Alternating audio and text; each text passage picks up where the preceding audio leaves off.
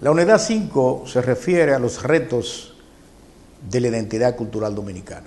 Hablamos ya de los procesos posteriores al inicio de la modernización o de afianzamiento de la modernización dominicana en la época de gobierno de Trujillo, que es cuando se afianza esa modernidad que se había introducido ya a finales del siglo XIX bajo el régimen de Ulises Heró, y había continuado en los procesos posteriores, y la misma ocupación norteamericana había introducido algunos elementos de modernización institucional, de infraestructura, etc. Todo ese proceso, que bien configurado a partir de lo que fue el protagonismo de la intelectualidad a finales del siglo XIX y en las primeras décadas del XX, se corona con el régimen de Trujillo. Trujillo, que crea una doctrina basada en 4 pilares: el catolicismo, el antihaitianismo, el anticomunismo y la hispanidad. Estos 4 ejes articuladores del discurso, que es lo que se llama la doctrina trujillista, marcó profundamente la mentalidad y la ideología del pueblo dominicano. Creó una especie de cultura trujillista y autoritaria que se proyectó históricamente. Indudablemente que algunos de esos ejes tienen que ver con la identidad cultural dominicana,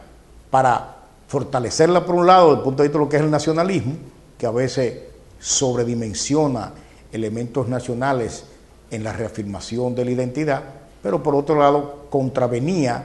con aspectos importantes de la cultura dominicana que de una u otra manera iban a conflictuar ya en la fase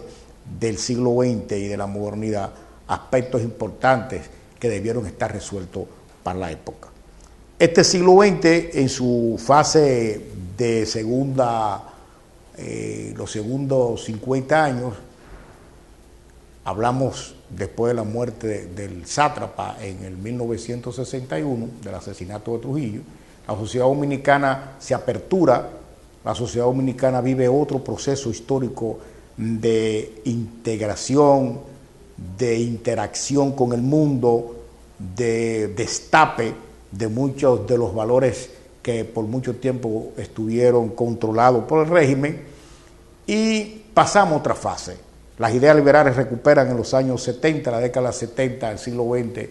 una manera distinta de pensarnos desde la intelectualidad. Ese movimiento liberal que se produce en las ciencias sociales y en toda la intelectualidad dominicana seguía confrontando una visión conservadora de la identidad cultural dominicana, pero a ello se acompañaron procesos sociales complejos como la urbanización,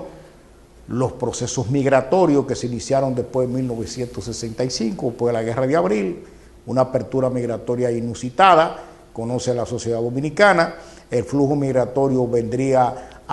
a trasladar de un lado para otro aspectos culturales en un intercambio en que lo cultural era parte de la circularidad migratoria. Nosotros llevábamos nuestra cultura, pero también traíamos cosas nuestras. Y esa migración va impactando también sobre la identidad cultural dominicana. A ella se suma, después de los años 70, 80, la globalización, ese concepto de que el mundo es una aldea, y hace que los medios de comunicación, ese modelo de universalización de los valores culturales, institucionales y políticos se fueran desarrollando, crean también preocupación en sectores nacionales y comienza a haber una especie de reafirmación de la identidad al mismo tiempo que nos aperturamos al mundo. Pero la sociedad dominicana arrastraba deudas con respecto a su identidad, lo que yo le llamo los fantasmas de la identidad cultural dominicana. La africanía, la no aceptación de la africanía, que yo le llamo la amnesia de la memoria, cómo el dominicano no acepta su herencia africana, no asume la africanía como parte de su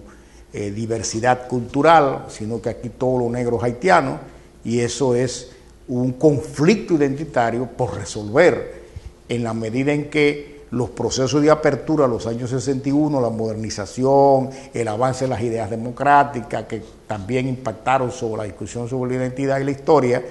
no han terminado de desatar ese nudo. Sigue siendo uno de los conflictos viejos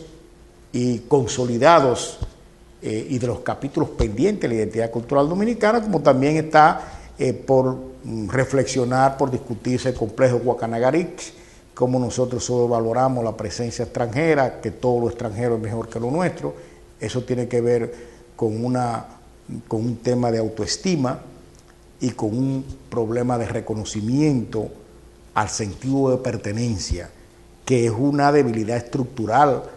que de una u otra manera se ha ido también alimentando cada vez más. Esa autoestima afectada genera rechazo inconsciente de nuestros propios valores culturales